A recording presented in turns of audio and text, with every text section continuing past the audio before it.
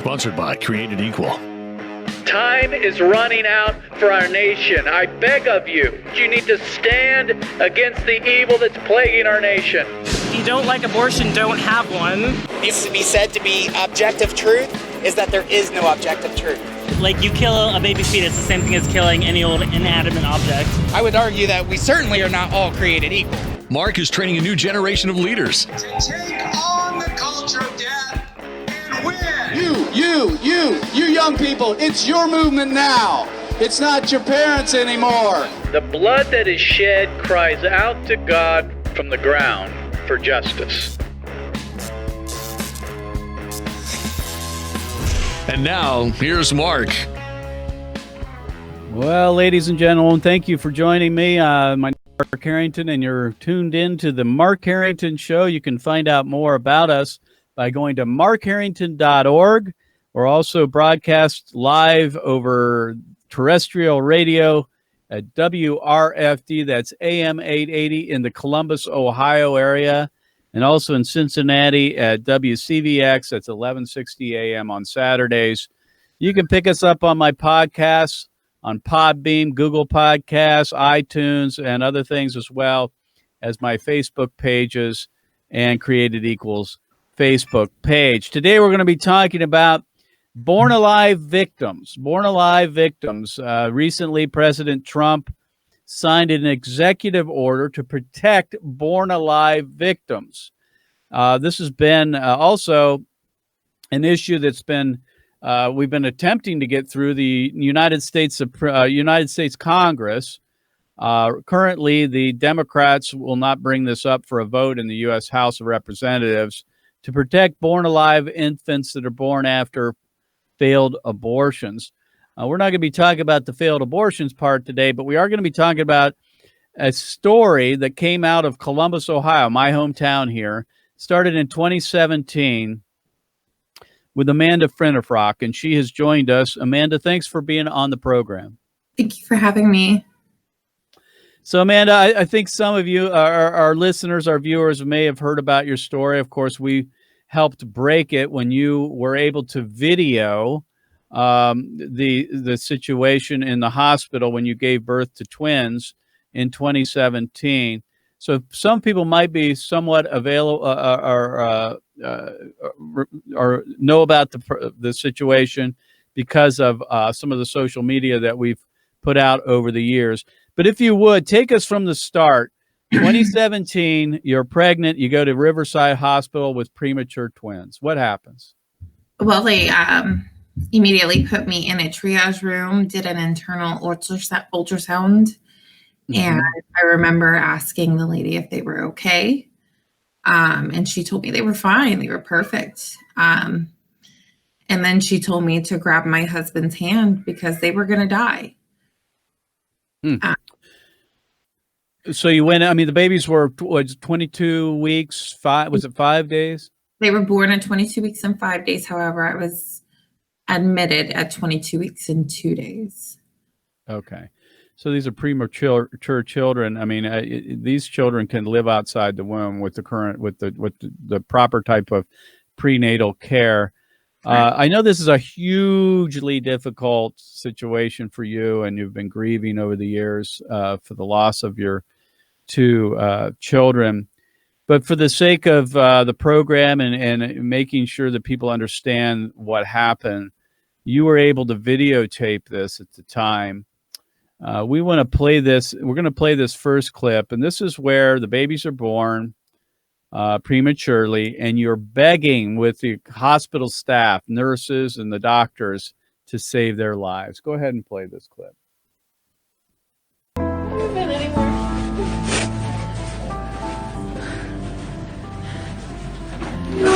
He's moving. You guys are gonna save him, right? Promise me. You're gonna save him. They're gonna look at him, baby. Dr. Lindsay, the neonatologist, is on our way in. Look at him. Please save him. Well, there you go. You can find this video, folks, if you're interested, by going to our Facebook page at Created Equal. We have this video. Unfortunately, we also had it on YouTube up until about 2 weeks ago when they took it down. We believe that they took it down because and we're going to get to this, because HHS has been investigating Riverside Hospital. We immediately moved the video to Vimeo, and within days it was taken down from there. So now we have it listed on Parler, and so you can pick it up on our Facebook page or on Parler. You can watch the video if you wish. Amanda, okay, so you're in the hospital. The babies are born prematurely. You have every expectation, as you should, that in a hospital of all places, of course, they're going to try to save the children. Right. You're begging for their lives. Let me ask you this, and this is maybe outside of the conversation, maybe, but why did you film it? Were you concerned that they weren't going to do what you wished, or you were just wanted to capture the birth of your children? Both. I had a feeling they weren't going to, based on that was a smart thing to do. And then, I wanted something of them. I knew more than likely I wouldn't have them. Well, you were smart to do that, because without video, we know in this day and age, without video, sometimes people think it just didn't happen. They don't believe anybody. So the babies are born 22. Folks, if you watch this video, we document everything. We document everything. The children were left to die. Let's talk about the first child. What was his name? Emery. And how long did Emery live? 45 minutes. 45 minutes? Yes. So for 45 minutes, this child is with you. You're begging them to save the child's life. What do the hospital staff say to you during this time? They told me no, he wasn't viable. Actually, when he was born, there was a nurse sitting at the computer. So my mom had witnessed him fall to the edge of the table, and he was alive in his sack. And I just remember her screaming, like, hello, we have a live baby here. Why is this? There's no sense of urgency between anybody. And that clip right there was taken about 10 minutes after he was born. And you can tell that still nobody was in the room assessing his needs. Unbelievable. So your mother was with you? Yeah. So Emery lived 45 minutes. If you would, Mr. Producer, go ahead and cue up this next clip. I know the audio is hard to follow because of the background noise, and it was done on your phone. But this is the clip where you are telling Elliot, the second child, that you tried. Go ahead and play that. Can I touch him? On your chest? He's crying.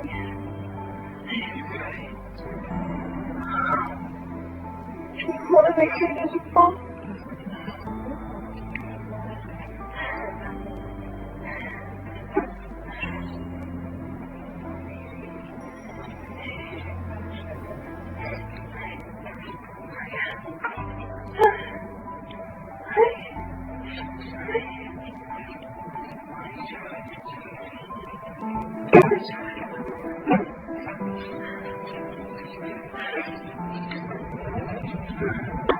All right, you can end it there.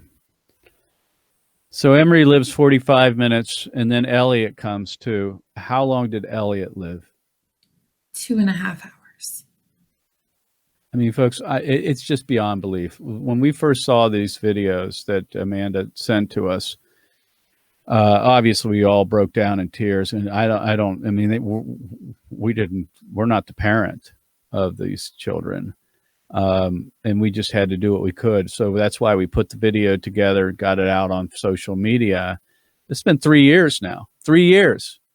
And no justice has been brought to Riverside Hospital as of now. Nothing has been done as of yet. So these two children, Emery and Elliot, Emery living 45 minutes, Elliot living 2.5 hours. I just can't imagine you going through this. How you doing? Oh, it's hard to watch that. I tried to not watch those. We're still grieving. I mean, this is not something you walk away from unscathed. The way they handled it was just terrible. And, you know, we feel let down by our own government, even. Yeah. By the justice system, that there were literally nothing protecting us or my children from that kind of treatment. And it disturbs us that the only time they had on this earth was suffering, pain, and no caring about their own human life. Yeah, well, let's talk about that. Since the video was created and put on social media and people have learned about your story, you have attempted, along with the help of several nonprofit pro bono legal organizations, to try to bring justice to both Emery and Elliot. Take us through that. Where did you go first with the help of these organizations? We tried different legal firms to see what we could do there. There just wasn't anything at that point in time we could do. So then we had tried to file a complaint with the hospital. And I mean, you guys heard that complaint. They considered it closed. Yeah. They didn't really care. And then I went to you guys. Which is amazing. Now, we actually had audio of that. Was there some kind of a voicemail recording that said that you consider, because there's a complaint filed, and then the hospital came back with their findings, and they said, case closed. We find nothing wrong here. We followed the protocol. Yeah. And what is the protocol for the hospital, supposedly? Well, we won't know, will we? I know the Federalists did an interview with them. They tried to interview Riverside themselves, and it came out today, this article. And Riverside still refuses to let anybody know their policies. And these are important things. Futility policies are not being presented to these parents prior to admission. So once you're admitted, you're stuck there and you have no idea what you're in for or what their life and death policies are towards not only you, but your children. Well, and, you know, I guess most people would probably think, well, then maybe they have to have a cutoff where they don't believe the babies are going to can survive if they're born alive under a certain age. You know, we call it viability. But these children were born at 22 weeks and 5 days. Children live routinely nowadays at that stage. There's no reason that whether they had this policy or not. To me, here's the thing. We're human beings. This is about humanity. We don't stick to the cold and fast rules or regulations when there's a human life right in front of us and we don't do anything to save them. That's what I can't imagine, being one of those people in the room and not just screaming and saying we've got to do something and breaking whatever rule they had to take care of those children. Where is the humanity in all of this? Well, how do you not even go in there and assess their needs? The only time you come in there is to simply check their heart and call time of death. Right, and allow them to die. There's no attempt to comfort, take care of them. At all, to see if they're even able. Right. That's insane to me. Exactly.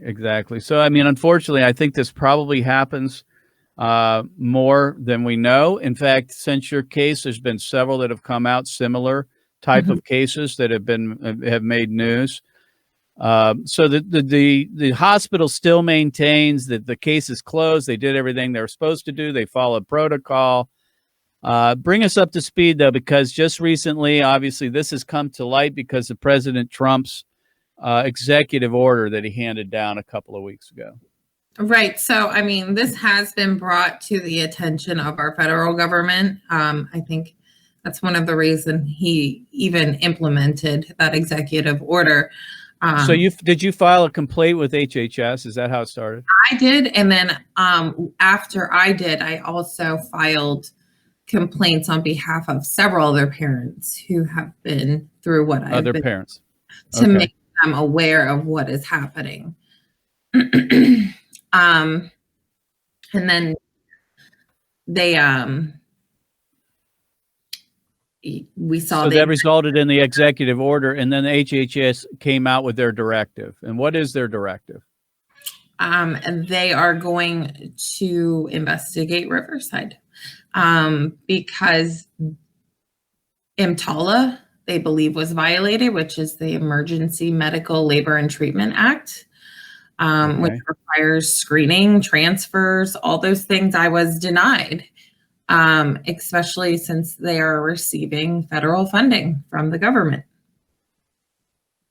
So they've already, from HHS's point of view, they've already violated federal law. HHS is investigating this. Thank God for the Trump administration. Folks, this is why I hate to get onto politics. This is why elections matter. I mean, they do. If this was controlled by Democrats, the HHS and the administration, they wouldn't care. They wouldn't. You would never hear a word from them. The fact that they're investigating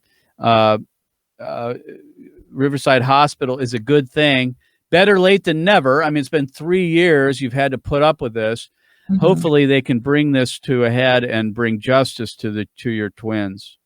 Yes, and we are also currently working on legislation here with the state senator called Emory and Elliots Law, and it's basically no denial of treatments. It discusses what's it called again? Emory and Elliots Law. That's Emory and Elliots Law. Who's is it a senator? A state senator here in Ohio? State senator here in Ohio, yes. And what's his name or her name? I don't know if he's ready for me to release that yet. That's fine. All right. Good enough. So, I mean, you're trying to get something done at the state level, so this will never happen again to another parent. HHS is investigating it. You know, it's interesting that, and it's not a coincidence, that when the executive order was handed down by President Trump and signed, and then when HHS issued their letter directing hospitals to take care of children like Emory and Elliott, that immediately our YouTube video, the video that you're watching now, was taken down. Yep. We don't, of course, YouTube doesn't tell you why. We understand that's their game, right? They just take it down and they don't tell us why. But we believe that that Riverside Hospital is the one that's told them to do that. So that came down. We put it on Vimeo. Same thing happened. But at least Vimeo gave us some reason. They say it violated, quote, community standards, unquote. And they said that you cannot upload videos that are hateful, defamatory, or discriminatory. Community standards? The community standard that should have been upheld was we save children that are born prematurely. That's what we do in hospitals. That's the standard that should have been upheld. They may see this from a legal point of view, I guess. The Riverside Hospital may see it as defamatory. Well, you know what? It's a video. It's a fact, it's a fact. It's so true. Yeah. There's no way to deny it. On their hips doing absolutely nothing to help them. You know, exactly. There's nothing defamatory about it. I mean, the video, all of the documentation, you know, you have done your due diligence to try to bring this to the attention of the people that should have taken action at the time and now afterwards. And to date, we have gotten nothing from Riverside Hospital. However, you did say that because of this article that was put out in the Federalist, who called Ohio Health, supposedly they say they're complying. Do you have any idea what that means? I don't. I mean, it probably means they intend to comply with their terms, which they don't really have a choice, or they're going to lose federal funding. So, right. So the HHS is invested. They're the big dogs, you know. They're the Roger Severino, their director, Trump's watchdog. I mean, that's what they call him in the media. So. Well, I mean, they're like I say, they're the heavy hitter. Once the HHS gets involved, I think you're going to see some justice brought to your children here. The findings will be, the investigation will be very damning for them, I'm sure. There's really no way around it. And hopefully this will never happen again. With the time we have left, Amanda, I know that it's been a long road. It's been 3 years now, no justice for them. You were able to bury the children. Was that correct? Yes. So you've been able to go through some kind of grieving process. How I asked you this earlier, but how are you doing, and how do you believe this will come? How are you going to come and get closure over all of this? I'm sure it has something to do with bringing justice to them, but. Well, it's not just them. I mean, I didn't realize how often this happens. I mean, statistically, it happens to 40 babies a day in the United States. Wow. I mean, it's a silent genocide, and it's terrible. So I believe that, I mean, I can't bring them back, right? So all I can do is help others with the knowledge I've been given, and continue to seek justice for my sons, which I think we're starting to see. And I'm pretty sure they're going to uncover some things that I didn't even know happened that day. So. Well, we can only hope that Emery and Elliot did not die in vain, and that their deaths will bring about changes in the law, and that this will never happen again, and these hospitals be held accountable for their negligence. It wasn't even negligence. To me, that was just like overt, just allowing these children to die. Is beyond belief as a human being that we would allow this to happen. Not to get off onto this, but, this is all part of the abortion culture, folks. I mean, this is really what it's about, that the children are commodities. They aren't really children up until a certain point. And many believe that, they're not even children up to birth. And then we have late-term abortions around the country. Children that are in the same age as Emery and Elliot are being killed in abortion centers all across America. They're also dying in hospitals because people just don't think they're viable, so-called viable.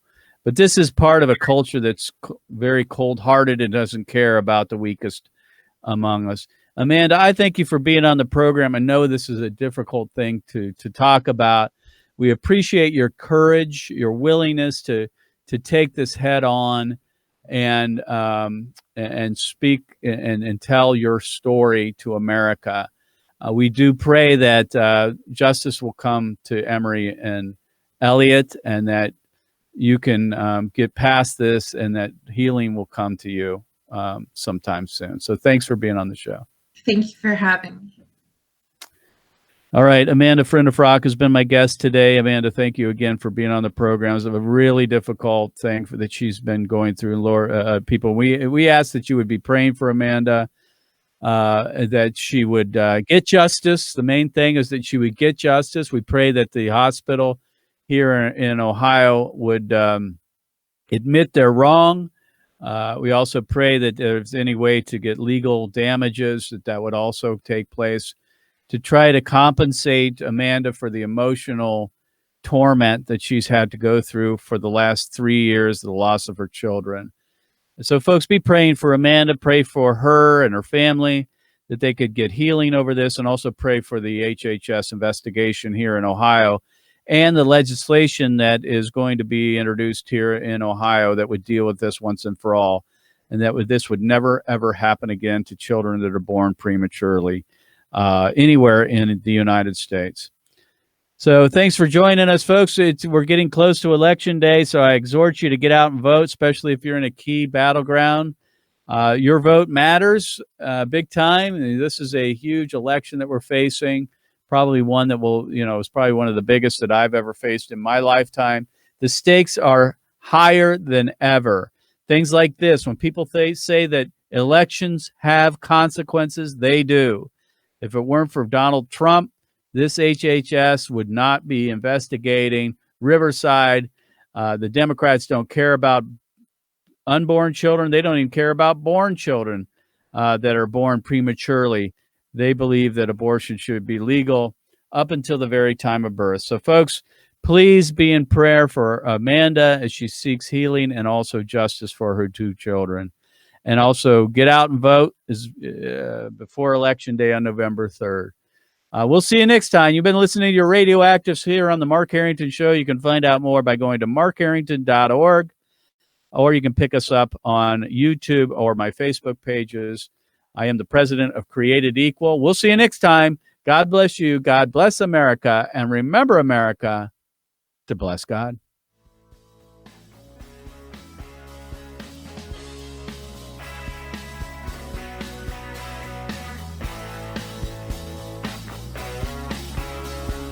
You've been listening to Mark Harrington, your radio activist.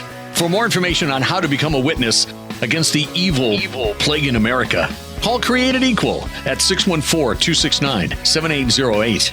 That's 614-269-7808. Or go online to createdequal.net. Createdequal.net. Be sure to tune to the Mark Harrington Show next time for your marching orders in the culture war.